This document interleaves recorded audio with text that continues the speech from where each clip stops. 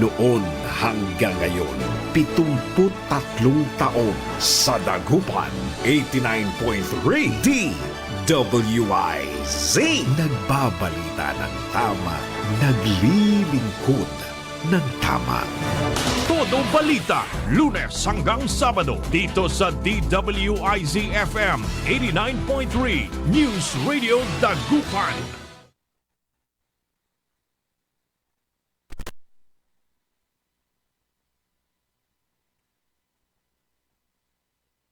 DWIZ. Todo balita.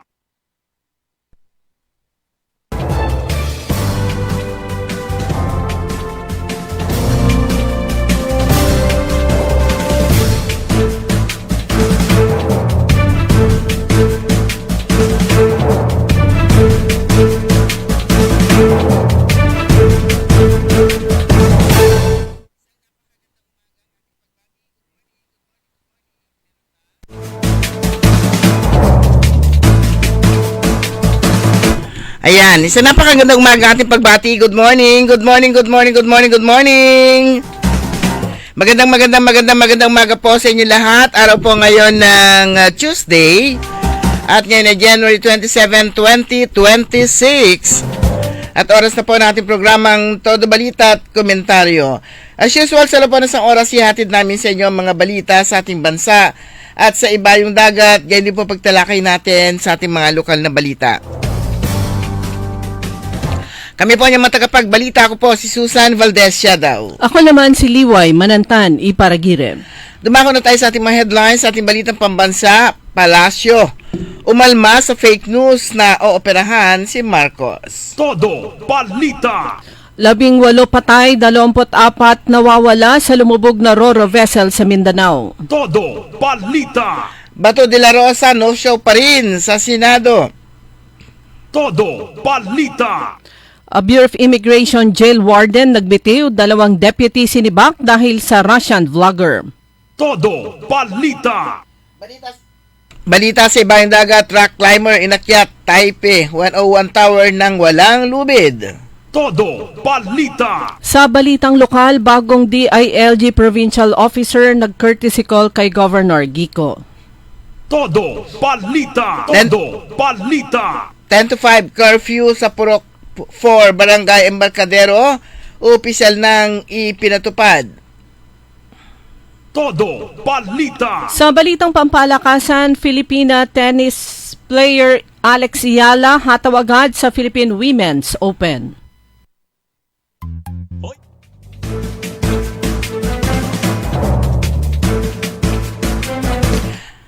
At dumako tayo sa detalye natin mga balita.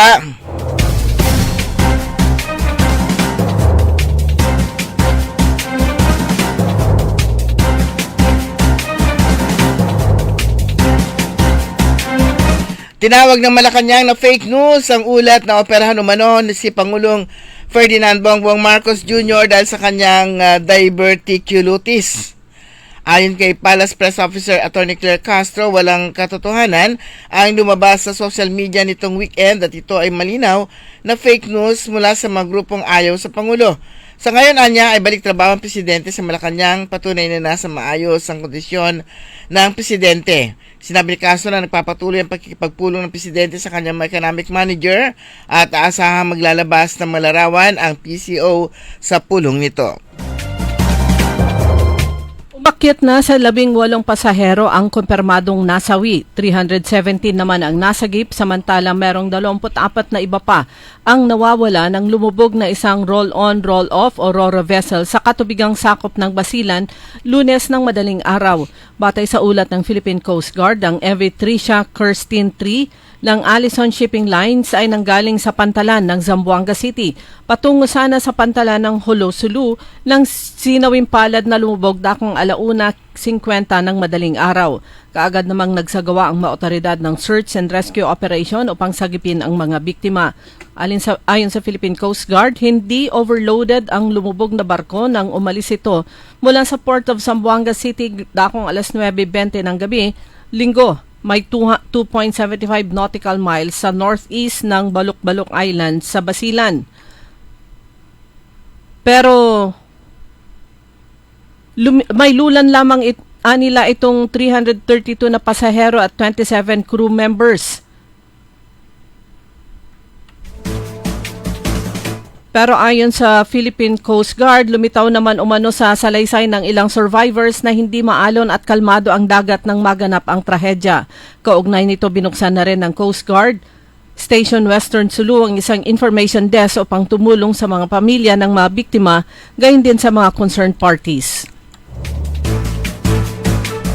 Samantala, hindi pa rin pumapasok sa Senado si Senator Ronald Bato de la Rosa sa pagpapatuloy ng sesyon ng Senado nitong Lunes, January 26. Sa sesyon nitong Lunes, wala sa plenaryong senador nang mag-roll call si Senate Secretary Renato Bantog.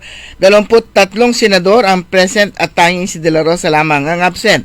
Ipinagtataka naman ni Soto kung papaano nakalagda si De La Rosa sa report ng Senate Minority tungkol sa flood control scandal sa kabila ng hindi ito pagpapakita sa Senado.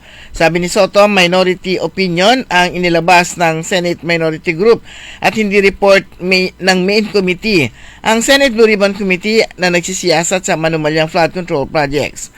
I was wondering paano siya nakapirma roon sa minority opinion. I think that that's how we should describe it. It's not a report because a report has to be the main committee itself. Nagbitiw na sa pwesto ang warden ng Bureau of Immigration habang sinibak naman ang 2 deputies nito matapos ang pagbubunyag ng korupsyon sa Pilipinas ng Russian vlogger habang nakapiit ito. Sa press briefing sa Malacanang, sinabi ni Palace Press Officer Attorney Claire Castro, pinaiimbestigahan ni Pangulong Ferdinand Marcos Jr. ang umano'y pagkuha ng video ng vlogger na si Vitaly Dorovetsky habang nasa loob ng Bureau of Immigration jail. Ang pagbibitiw ng warden sa pagsibak sa 2 deputies ay ginawa matapos na sabihin na ni Dorovetsky na maglalabas siya ng vlog kung saan nabubunyag ang korupsyon sa loob ng Bureau of Immigration Detention Facility para sa mga dayuhan kung saan din siya nanatili. Matatandaan na April 2025 nang ireklamo ng harassment ang Russian vlogger.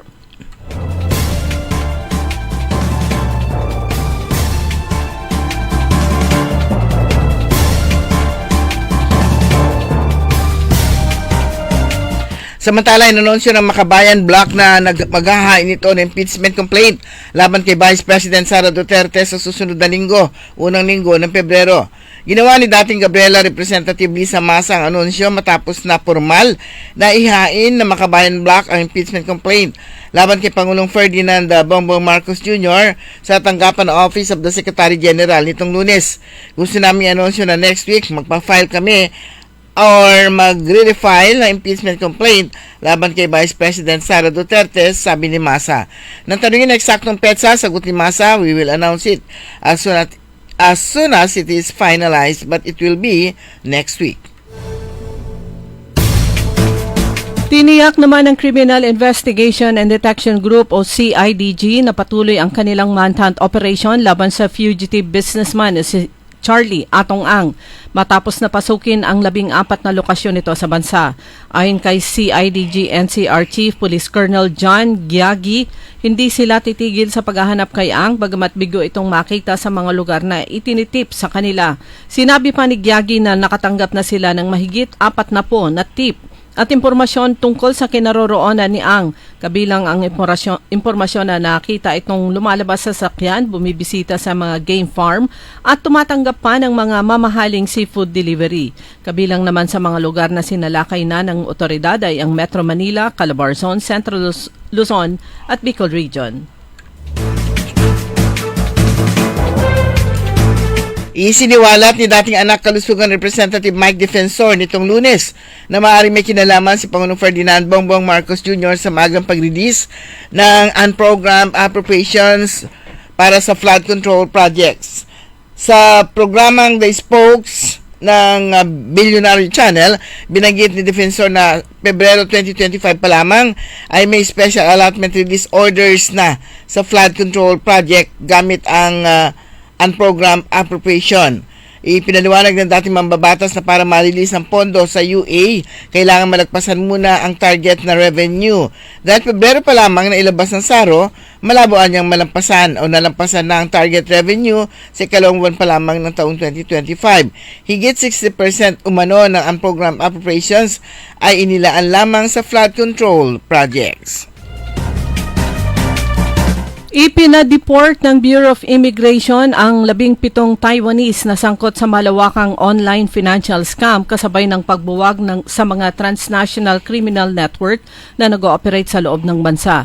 Isinagawa ang deportation noong umaga ng January 21 kung saan ang 17 Taiwanese ay isinakay sa direct flight patungong Taipei matapos matag bilang mga undesirable alien sa bansa. Ang mga dayuhang pinatalsik ay nahuli sa magkasanib na operasyon noong buwan ng Mayo ng nakaraang taon ng National Bureau of Investigation Special Task Force ng NBI Cybercrime Division at ng mga puwersa ng Intelligence Division ng pamahalaan sa Cebu City kung saan nadiskubre ng mga otoridad ang isang online finance scam hub. Nahuli ang mga individual sa mga tahasang operasyon, aktibong pagbabantay sa mga workstation at nagpapatakbo ng mga scam ng walang kinakailangang visa o permit na direktang paglabag sa mga batas sa immigration dito sa Pilipinas. Balita sa ibaling dagat, kinundina ng iba't ibang Filipino-American group ang pagbaril sa pagpatay sa 37 anyos na PhilAm Intensive Care Unit o ICU nurse sa isang Anti-Immigration and Customs Enforcement o ICE protest sa Minneapolis, Minnesota. Nabaril si Alex Preti, isang US citizen ng isang US Border Patrol officer noong Sabado. Tulad ni Rene Good na napatay rin sa hiwalay na insidente noong January 7, lumabas sa court records na wala itong criminal na record maliban sa ilang traffic violations.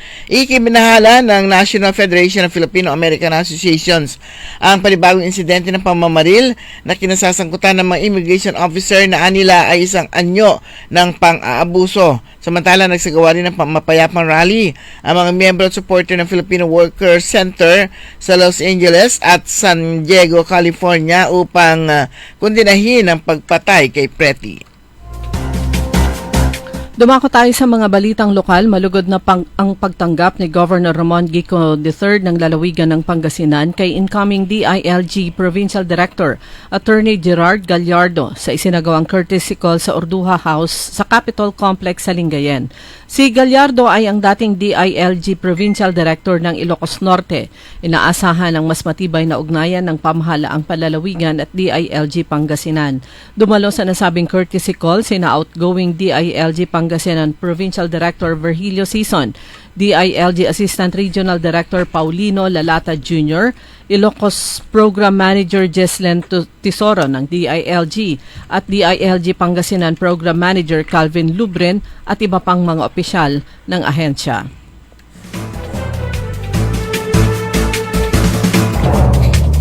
Opisyal nang ipinatupad ng lokal na pamahalaan ng Mangaldan sa pamumuno ni Mayor Bona Fede Vera ang curfew mula alas 10 ng umaga mula alas 10 ng gabi hanggang alas 5 ng madaling araw sa Purok 4, Barangay Embarcadero sa bisa ng nilagdaang Executive Order No. 2026-02 bilang tugon sa sunod-sunod na insidente ng pamamato at panggugulo na naiulat tuwing gabi sa nasabing lugar.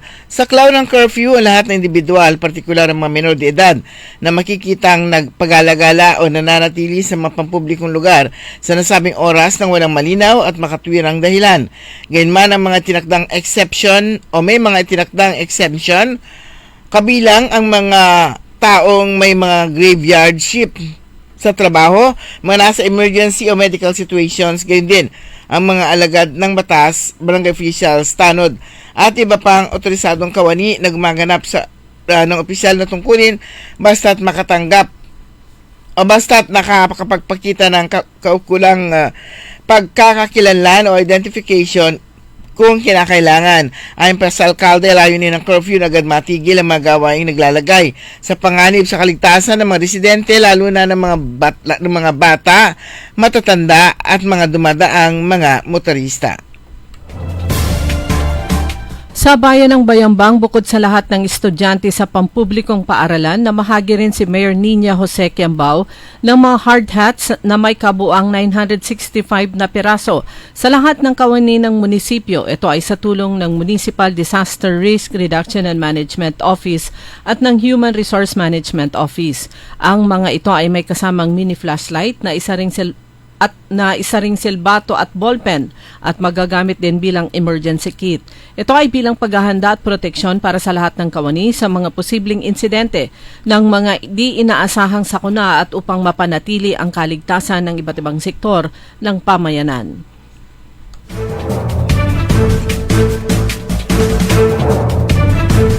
Labinlimang asosasyon sa ilalim ng Sustainable Livelihood Program ng Department of Social Welfare Development Office na nakatanggap ng livelihood grants mula sa Abono Party List kahapon.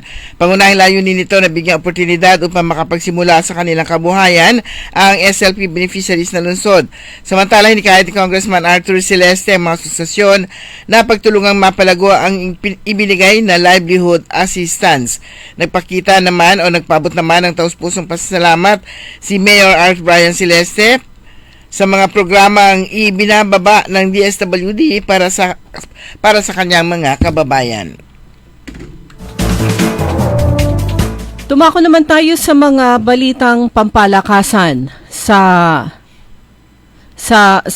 tennis.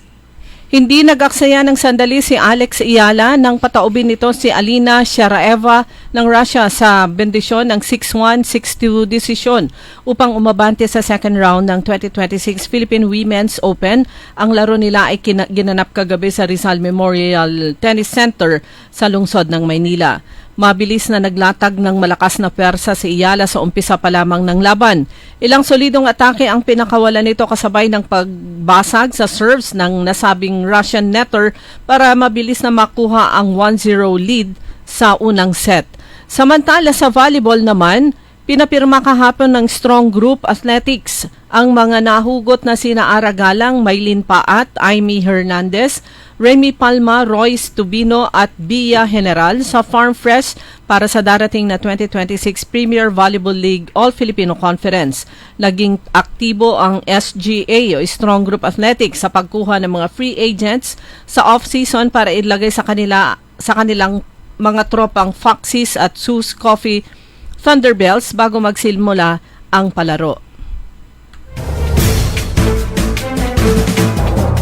Sumanya kabuuan natin newscast sa ating todo balita at komentaryo. Ano pa mga tagapagbalita?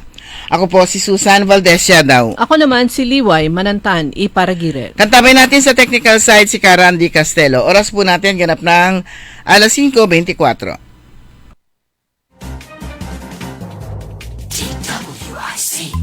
Hoy mga suki, hanap nyo ba ay mga murang bilihin, malinis at sariwang pagkain sa pang-araw-araw at handaan tuwing may okasyon? May suggestion kami sa iyo. Tayo na sa Macador Market na kung saan inyong mabibili ang mga mura, sariwa, malinis at ligtas na bilihin tulad ng karne ng baboy at baka, manok, isda, gulay at iba-ibang sangkap sa pagkain.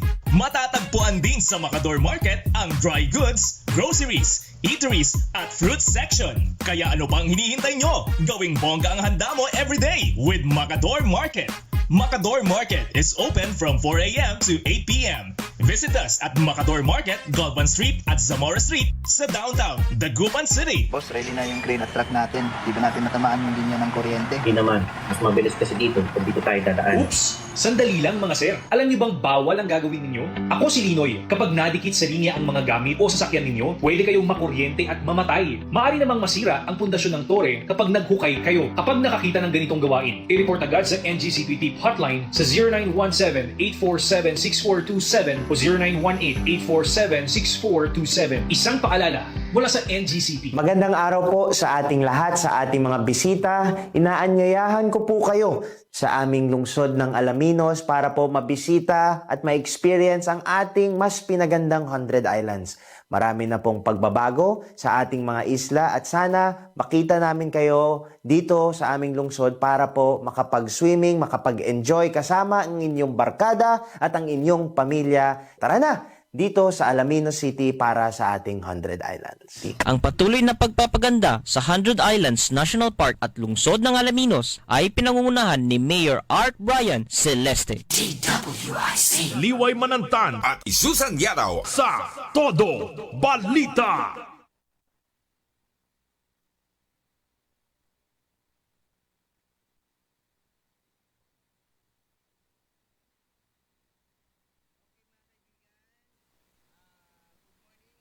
Sa ikalang bahagi nating programang Todo Balita at Komentaryo, kasama niyo pa rin ka Aaron Liway, ay, Susan Valdez siya daw.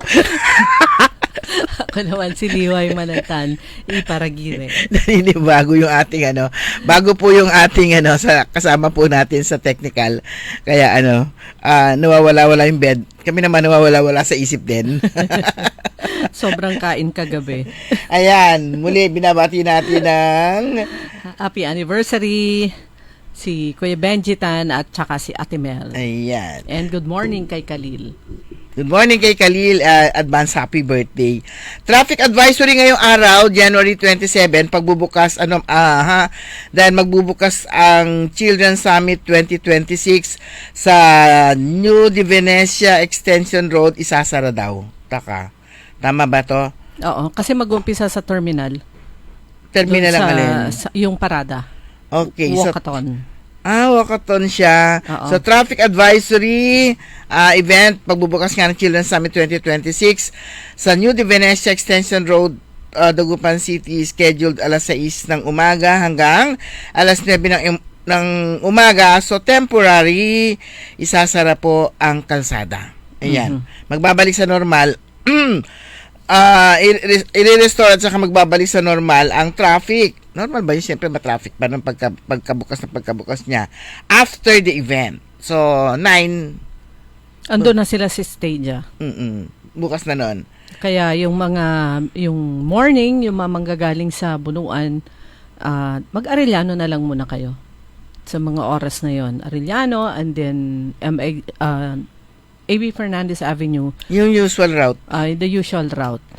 Pero kapag kaganyan, pa rin, na-experience na natin yan na nagsara dito sa Di Venecia, traffic pa rin sa sa downtown area o sa city proper kasi nga yung mga usual na dumadaan dati doon sa Di Venecia Expressway, dito sila lahat kaya sigurado nakakasikip-sikip yung nakakabuhol-buhol yung traffic kasi ayun na nga yung nakabukas yung dalawang expressway, nagta-traffic pa dito sa city proper, how much more. So asahan po natin yung buhol na buhol traffic ngayong umaga.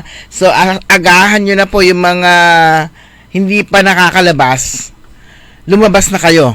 Ayun, labas na kayo. Kumain na kayo, lumabas na kayo.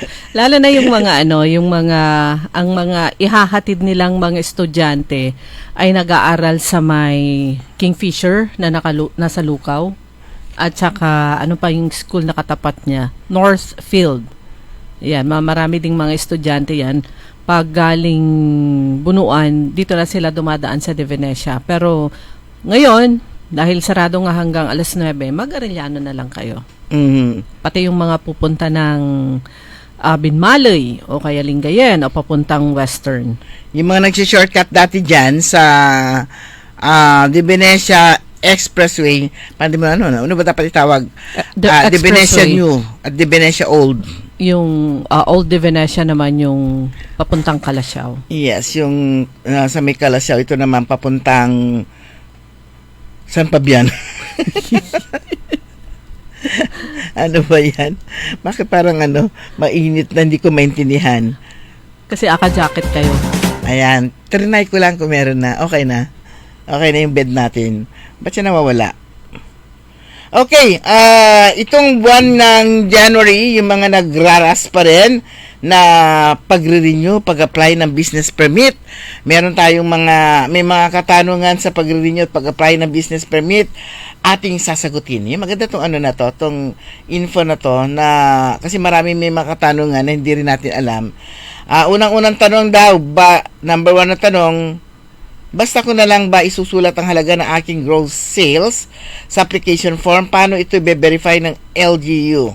Sagot, hindi po basta-basta sinusulat lamang ang halaga upang masigurong tama ang local business tax na babayaran. Mahigpit ang LGU sa mga dokumentong nagpapatunay ng inyong kita.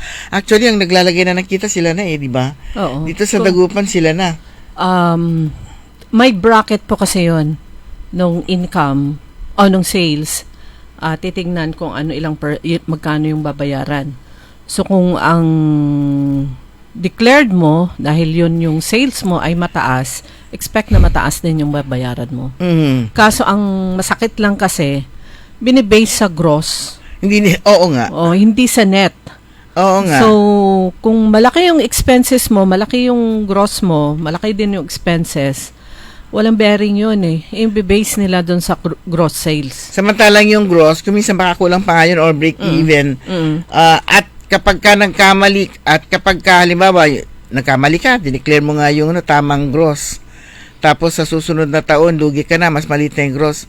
Ayaw na nila. Basihan nila yung unang yun na yung dineklara mo. Tapos dapat maitanong din, paano kung yung negosyo mo bukas lang ng Monday to Friday? Wala, yun nga ang gross ang nila, basihan nila. Monday, hindi, gross per day yun eh. Gross per day. I-multiply nila sa kung ilang araw. Ganon. Oo. Kasi yun yung experience before ng kaibigan ko. Dineclare niyang ganyan. So, hindi naman na niya natanong kung parang ina-assume na bukas ng Saturday, Sunday, lalo na kung mga negosyo nyo ay mga store, kainan, ay yung mga expected na bukas kahit Saturday, Sunday. So, itanong nyo po yun. Iklaro nyo kung paano po kung operation nyo lang ay Monday to Friday lang. Dahil kunyari, karinderya ka, malapit ka sa school, pag Saturday, Sunday, halos walang estudyante, totally walang estudyante, natural, sarado ka. Ayan, para sa mga malalaking negosyo or big businesses, required sila mag-attach daw ng affidavit of declaration ng gross sales or receipts na under oath na kanotaryo. O kung yung negosyo naman ay gumagamit ng point of sale machines, kailangan niyang magsumiti ng point of sales report na sworn under oath din. Ito ay basihan ng LGU upang masuri kung tugma ang inyong idineklara sa inyong binayarang VAT o percentage tax sa BIR. Para sa mga ambulant vendors, ang mga ambulant vendors, mga naglalako, walang permanenteng pwesto o maliliit na peddlers ay exempted sa pagpapasa ng affidavit under oath of financial statements. Bakit? Sa ilalim daw ng local government code, ang mga peddlers o ambulant vendors ay karaniwang nagbabayad ng fixed rate o tiyak na halaga kada taon, kaya hindi na kailangan ng komplikadong pagkwenta base sa gross sales. So, yung mga malilit lang na maganda naman fixed yun. Na yun. Oo, maganda naman yun. Kung may magko-complain, bakit pa kami sinisingil? Lang. May sales kasi kayo. So, kumbaga, give and take. So, tanong, para saan ang sanitary permit fee? Kailangan ba ito kahit hindi pagkain ng tinda ko? Sagot, opo. Ang sanitary permit ay hindi lang para sa mga karinderya. Ito ay kasiguruhan ng inyong establishment, opisina, hardware, salon at iba pa ay malinis. May maayos na ventilasyon, ilaw at hindi nagdudulot ng sakit sa mga empleyado at publiko. Kasama nitong health certificate fee para sa inyong mga empleyado. Yung tanong na ay hindi naman pagkain yung tinda ko, bakit kailangan pa ng garbage fee? Sanitary. Ayan, lahat po ng klase ng negosyo requirement talaga yung sanitary permit. Garbage fee, kasama din yan. Marami eh. Pero yung mga ambulant vendors, exempted din sila sa pagpapasa ng under oath o financial Tapos na bumalik yun. na ako. Pero bakit pareho ang sagot? Yung sanitary permit. Garbage fee dapat meron. Nandito rin siya. Kasi nagpo-produce po sila ng basura. At dapat, pag-alis na sila doon sa lugar kung saan sila nagtinda, dapat maayos din na iiwan nila yung mga basura nila, hindi yung kalat-kalat o nakalagay nga sa plastic bag, hindi naman nakatali. Ayan na si aso, kaya pusa, kinaykayda, wala na, kalat-kalat na. Eto, magandang tanong to. Kung lugi ang negosyo ko nung nakarang taon, kailangan ko po bang magbayad? Opo, sagot. Sa business, mayor's permit kailangan pa rin bayaran dahil ito ay bayad sa iyong karapatan para magbukas ng negosyo ngayong taon. Yun. So, sa business tax, kung lugi, zero income, dapat ay magpakita ng patunay tulad ng BIR returns of financial statements. Kung may benta, gross sales, pero maliit lang, doon ibabase ang tax. Tandaan, ang tax ay base sa gross sales, kabuang benta, hindi sa net income o tubo. Kahit lugi ang tubo, kung may benta, may tax pa rin. Yan ang sagot. Malinaw, wala silang pake sa lugi. At ikaw, ito ang lugi ka nitong nakaraang taon pero gusto mong ituloy yung magbabaka sakali ka. Yeah, magbabayad ka pa rin. Babayad ka pa rin. Kasi ang babayaran mo yung para sa itong taon na to. Okay, tanong number 4. Pwede bang hulugan installment ang bayad? Pwede. Yan, depende ito sa ordinansa ng lokal na pamahalaan. Pero sa ilalim daw ng local government code, ang local business tax ay pwedeng bayaran ng quarterly kada 3 buwan. So, ang mga regulatory fees, mayor's permit, garbage, sanitary, etc. ay karaniwang kailangan bayaran ng buo sa simula pa lang ng taon bago ma-release ang permit. So, yung business permit lang ang pwedeng quarterly. Pero yung mga regulatory fees, mayor's permit, garbage, sanitary, etc., babayaran ng buo sa simula pa lang bago ma-release ang Agad-agad po yun. Ang hirap po yun ng marami. Tapos malit lang pala yung parang yung tuition fee. Malit lang yung tuition fee, libre ang tuition fee. Malaking miscellaneous. Pero ang daming miscellaneous. Kaya sinasabi, bakit hindi niya na ituloy yung pag-aaral niya? Meron naman siyang scholarship. Yung scholarship kasi kung minsan hindi niya masasakop ng buo, mababayaran kahit yung tuition fee. So, hindi kasya, lalo na yung mga miscellaneous plus iba pang expenses ng isang estudyante. Yung iba tuition fee lang talaga, hindi kasama po yung mga miscellaneous expenses.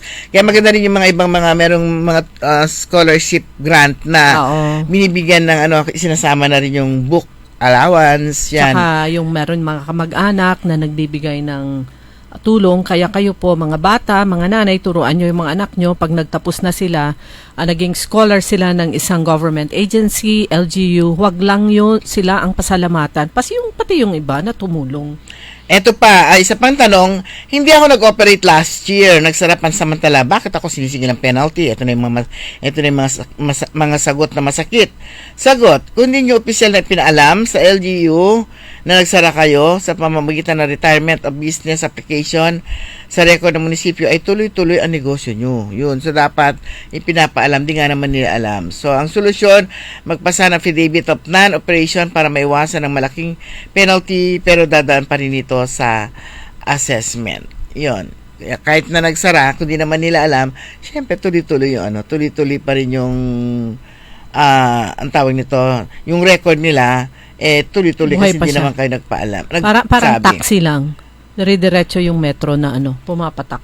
Oo. Para lang kung i-stop mo na siya, yun, stop na yung metro mo. Iba pang tanong number 6, bakit ibang singil sa akin kumpara sa katabing tindahan ko? Pareho naman kaming sari-sari store. Sagot, ang local business tax ay nakabase sa gross sales. Kung mas malaking diniklara mong benta sa iyong financial statements o BIR returns kumpara sa katabi mo, mas malaking tax mo, mas honest ka kasi. Kasi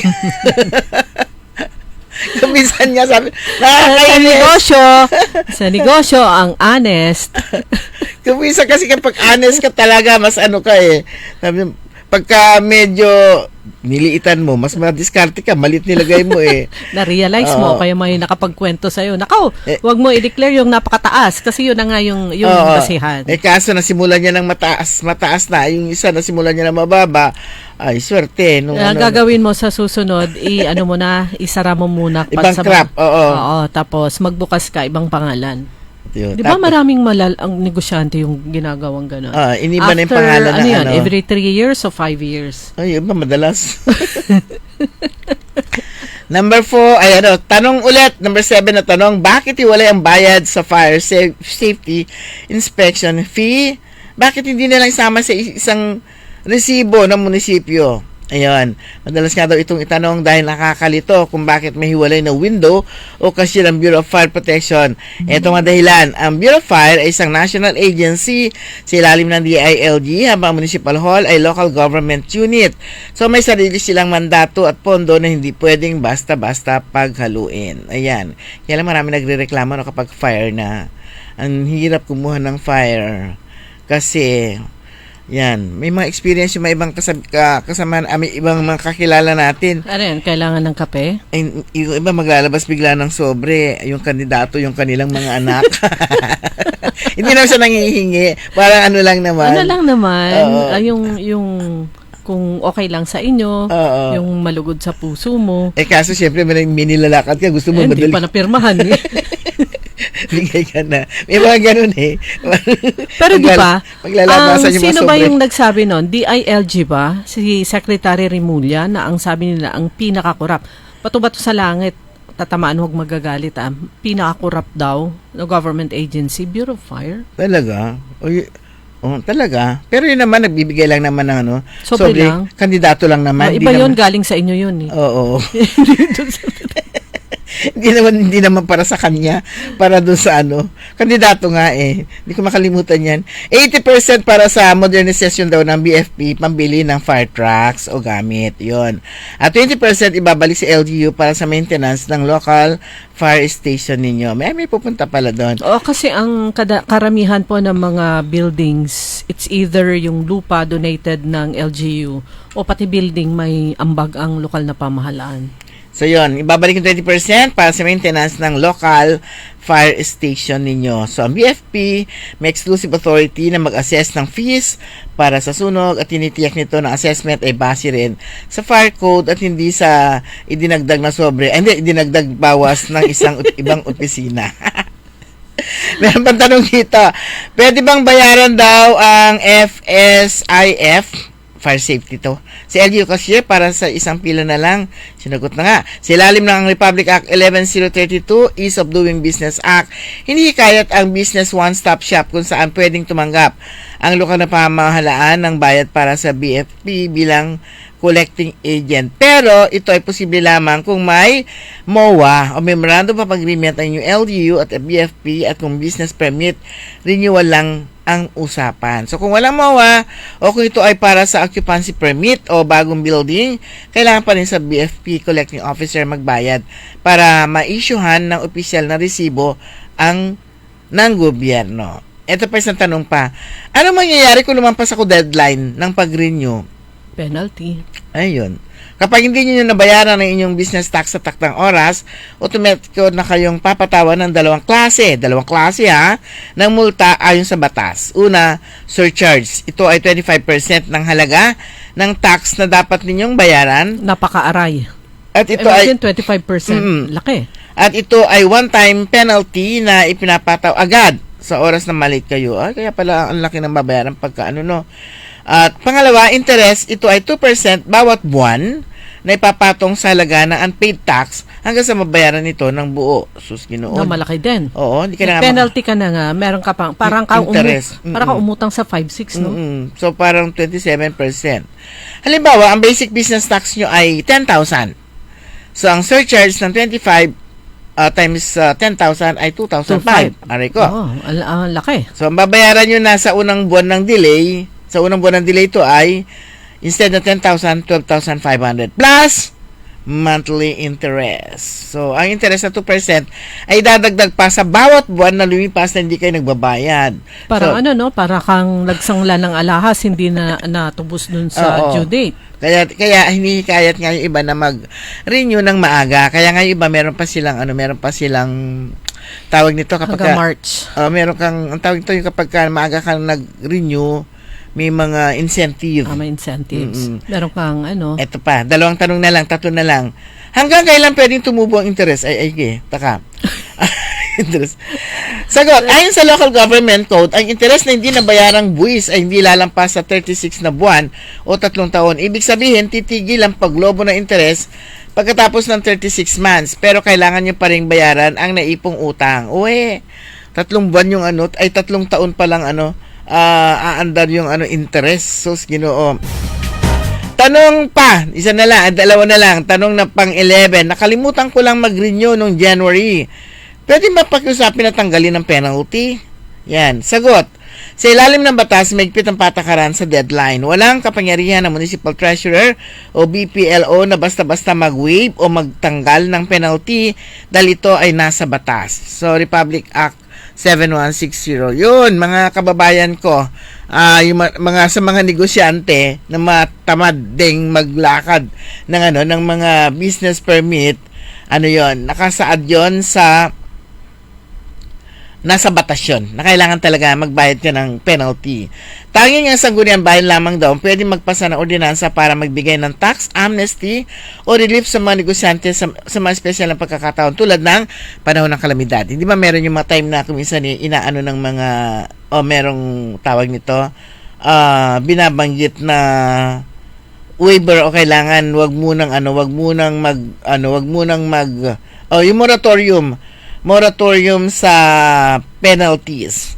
Meron yan na dinideklara kapag panahon ng kalamidad o iba pang uri ng na pwedeng sabihin, lalong-lalo na yung mga mahina ang kita itong buwan na to, peak season. Katulad ng COVID time, may pagkakataon na iminungkahi noon na wag muna magbayad ng kung ano-ano pang mga bayarin ang mga business establishments. At ito na, panghuling tanong. Ano ang parusa kapag nahuling nag-ooperate ng walang business permit, operating without permit? Sagot. Mas mabigat ang parusa dito kaysa sa late renewal kapag nahuli kayo ng joint inspection team. So una, closure order, pwedeng ipasaraga ng inyong tindahan o opisina, multa, administrative fine, bukod sa babayaran tax at penalties, may hiwalay na multa para sa paglabag sa ordinansa at legal na aksyon, maaari kayong kasuhan ng lokal na pamahalaan sa korte dahil ang pag-operate ng walang permit ay labag sa batas. So yun, dahil ngayon ay binabanggit po natin ito dahil meron pa kayo hanggang 31 itong linggong ito. O tama, meron pa kayong hanggang 31 para maglakad ng inyong mga business permits. Yung iba naman, nagbibigay sila ng extension. Kaya kuminsan, bukas po ng Sabado-Linggo ang mga Treasurer's Office para nga sa mga gustong mag-rush ng pagbabayad ng kanilang mga business permits. Okay mga kaibigan, alas 5:48. Babalik po tayo pagkatapos po lamang ng ilang paalala. That time check was brought to you by ACS Manufacturing Corporation, ISO certified world-class quality. That time check was brought to you by Bingo Plus. Bingo sa saya, plus sa panalo. Gaming is for 21 years old and above only. Game responsibly, keep it fun. Ladies and gentlemen, the new face of your favorite restaurant in Dagupan City. The original party place in town. The Music Warehouse Club, Dagupan City. No need to go to Manila's top bars like Silo and BSK Club. Dagupan has it all. Fully air-conditioned with free entrance, free parking, and restrooms for all. Doors open at 7 p.m. Do well, live well, and dress really well. Find us at Paris Street, Barangay Pogo, Chico. Contact us at 075-522-2617. Reserve your tables now. Mari, ang dami naman mga tuyong dahon dito sa ilalim ng tore. Mabuti sigurong magsiga tayo para matanggal ng mga to. Hep! Mga misis, mapanganib ang inyong gagawin. Ang makapal na usok na dulot ng pagsisiga, malapit o sa ilalim ng mga linya ng kuryente ay maaaring maging sanhi ng malawakang brownout. Naku, perwisyo yun sa ating lahat. Buti na lang hindi tayo nagsiga, Mare. Salamat, Linoy. Kapag nakakita ng ganitong gawain, i-report agad sa 0917-847-6427 o 0918-847-6427. Isang paalala mula sa NGCP. Kaya sabay natin paghandaan ang kinabukasan. Sa Fortune Life, maaasahan mo tapat ako sa aking pangako. Para sa compulsory insurance coverage for agency-hired migrant workers, Fortune Life Insurance. Securing your tomorrow today. Hoy mga suki, hanap nyo ba ay mga murang bilihin, malinis at sariwang pagkain sa pang-araw-araw at handaan tuwing may okasyon? May suggestion kami sa iyo. Tayo na sa Macador Market na kung saan inyong mabibili ang mga mura, sariwa, malinis at ligtas na bilihin tulad ng karne ng baboy at baka, manok, isda, gulay at iba-ibang sangkap sa pagkain. Matatagpuan din sa Macador Market ang dry goods, groceries, eateries at fruit section. Kaya ano pang hinihintay nyo? Gawing bongga ang handa mo everyday with Macador Market. Macador Market is open from 4 a.m. to 8 p.m. Visit us at Macador Market, Galvan Street at Zamora Street sa downtown Dagupan City. DWIZ Liway Manantan at Isusan Yadaw sa Todo Balita.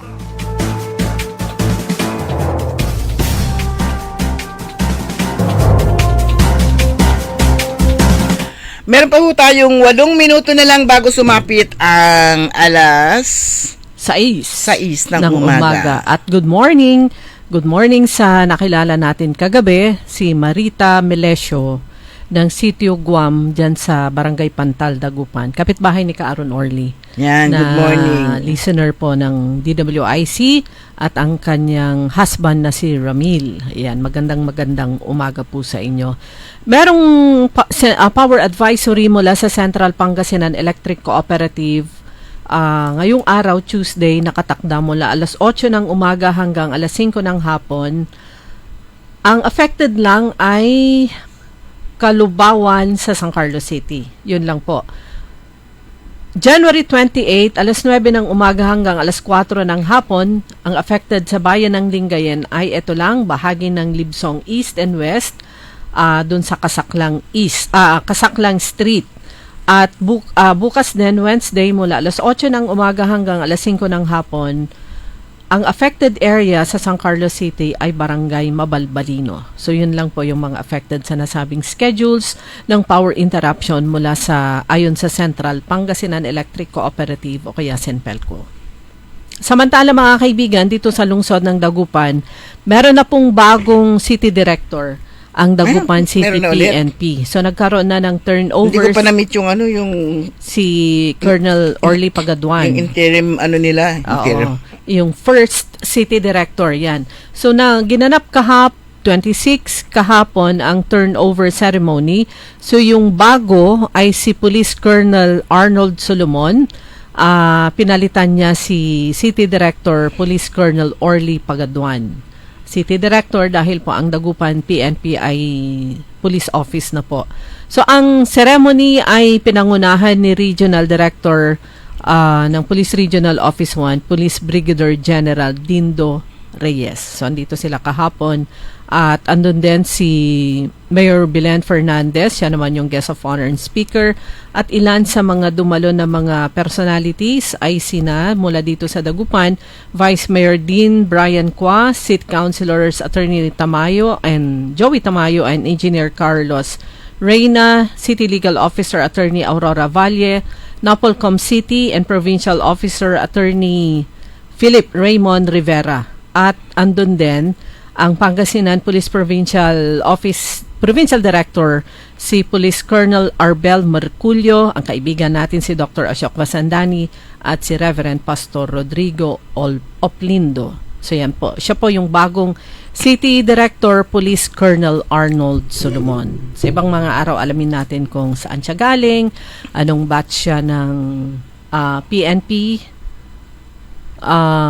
Academy at iba pang mga info patungkol po sa kanya.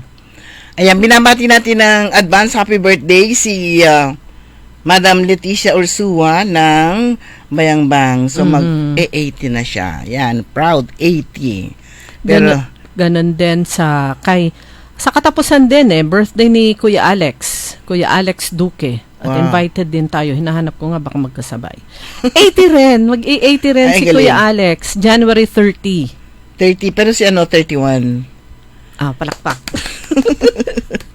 Dahil alas 3 yung kay Kuya Alex. Mag-80 na rin si Kuya Alex Duque. Naging station manager siya ng DZMQ. Radyo ng Bayan pa noon ang tawag, di ba? Ngayon, Radyo Pilipinas na. Nakilala ka na niya? Oo. Hindi kasi At nakikinig siya sa atin. Ayan, Good morning, Kuya Alex. Kasi one time yung nakita natin, pero parang bagong yata siya noon, Kagagaling yata niya sa sakit noon.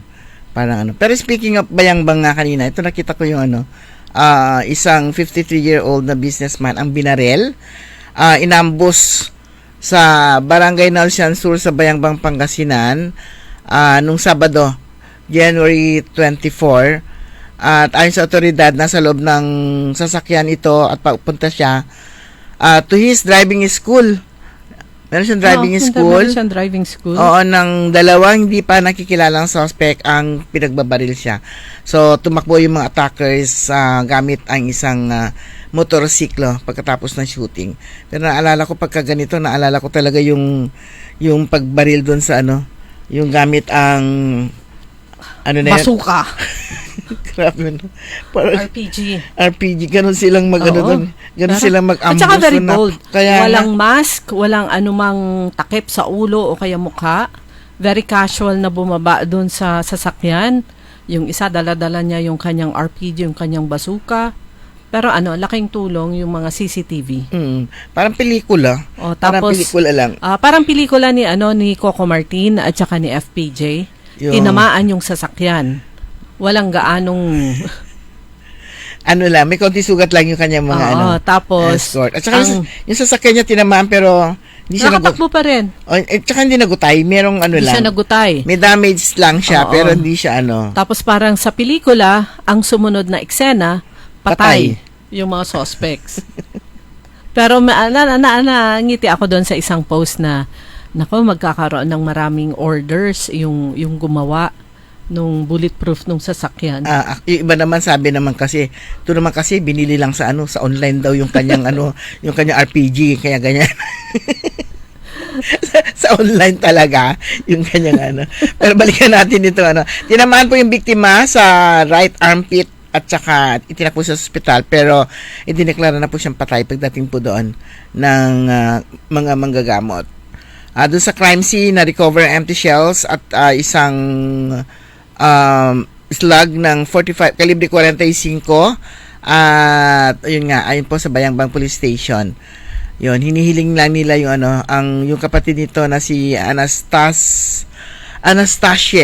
Gamotea Cervera ay nanawagan ng hustisya pagkatapos po ng pamamaril. So gusto lang po namin mahuli na yung gumawa kasi para mabigyan naman ng hustisya yung kanyang kapatid. At yun nga, nire-review na ngayon yung CCTV footage na nagsagawa ng backtracking operations. Nagsasagawa na sila ng backtracking operations para makilala yung mga suspect and reconstruct the events leading to the shooting. Ang laking tulong, sabi mo nga, ang laking tulong nga ng CCTV. CCTV, lalo na kapag kayo malinaw yung mga CCTV. Pero meron naman yung iba, alam na nila yung gagawin nila, tatakpan nila yung mga mukha nila. Meron ko nakita na, pinapakita din, natin to para makilala, nagnakaw ng dyan sa may Macador, nagnakaw ng bangus na fresh na bangus. 17 na fresh na bangus. Kaya lang dami, hindi siya bakaw Hindi, kaya lang 17 at kumuha ng planggana, nilagay sa planggana, 17 pieces. Kaya lang nakatakip ng yung parang jacket ko, yun, may hood, may alam niya siguro alam niya kung saan yung Yung mga yan pinag-aaralan na nila kung may CCTV sa lugar. Pero yung iba may nakikita pa rin pagkakakilanlan kung may tattoo o kaya may earring. O yung damit. O kaya yung braso. Meron yung iba ilalabas sa kung sino man ang nakakakilala dito kahit naka-face mask. Pero yung body parts niya, kung minsan, bakit kayo nahuli? Si Quintan. Meron ding magbibigay ng information na si ganitong tao yan, mag-iimbestiga si PNP. Yung sa Alaminos noon, anong tawag doon? Yung t-shirt, inaimbal ko tudlo pa to ginawang parang Ninja Turtle, yung itsura niya, na pumasok sa opisina, yung nagnakaw nga ng alahas nung kaibigan natin. So makikita mo, nakakatakot yung itsura kasi talaga nakatakip. Hanggang sa lumabas siya, pero paglabas niya, tinanggal niya agad, nakita siyang gumagapang. Bilis niya kasing paglabas niya, tinanggal niya agad yung damit. Hindi nakasama yun sa planning niya. huli ka. Hindi niya. Huli ka balbon. Nakita yung kung paano. Tapos isinuot niya na yung damit. Yung ginamit niya patakip sa mukha. Isinuot niya na kaya Very kinder, neophyte. Pero parang din, sanay din kasi alam Hindi niya neophyte yung takip-takip hindi niya nakita yung hindi niya nakita na merong CCTV. CCTV Nawala na. sa ano niya yun. Doon sa area na yun. Akala niya sa loob lang. Akala niya sa loob lang meron. Okay, pagbati, good morning kay Sir Jojil Cruz Beltran na nanunood siya sa ating Facebook Live, kay Sir Napoleon Co, Cecilia Morante, Oscar Dolormente, Glory Sanchez Maramba, Gemma Sibayin Busto, si Achicora Aquino at Kuya Mar dyan sa Barangay Tubeng, at saka si Kaaron Grace Matro at saka si Nanay Dading. Ayan, at saka si Madam Rose Marique, good morning din, at si Mamata Entropa and si Vian. Siyempre si Jerome, banggitin na Jerome JR, at saka si Kuya Polly, at saka si Daniel, at si iba pa. At saka ulitin ko, pagbati ng magandang umaga at maraming salamat kay Marita Milesio ng Sitio Guam dyan sa Barangay Pantal. Ayan, kay Kuya Benji Tan, good morning din, and muli, belated happy anniversary with beloved wife, si Madam Mel. Mga kaibigan, wala na po tayong sapat na oras ng tabayanan po ninyo. Susunod agad, early in the morning, makasama po ninyo si Karen Orly Navarro, programang Todo Balita at Komentaryo. Kami po niya nakasama. Sa technical side, si Carandi Castelo. Ako po si Liway Manantan Iparagire. Ako naman si Susan Valdez Yadaw. Magandang umaga po sa inyo lahat. Sumain nyo ang Todo Balita, Lunes hanggang Sabado, dito sa DWIZ-FM 89.3 News Radio Dagupan. Nagbabalita, naglilingkod sa lahat ng Pilipino. Aliw Broadcasting Corporation, noon hanggang ngayon, 73 taon sa Dagupan. 89.3 DWIZ. Nagbabalita ng tama, naglilingkod ng tama. DWIZ. Ang balitang ito ay inihatid sa inyo ng Bingo Plus. Bingo sa saya, plus sa panalo. Gaming is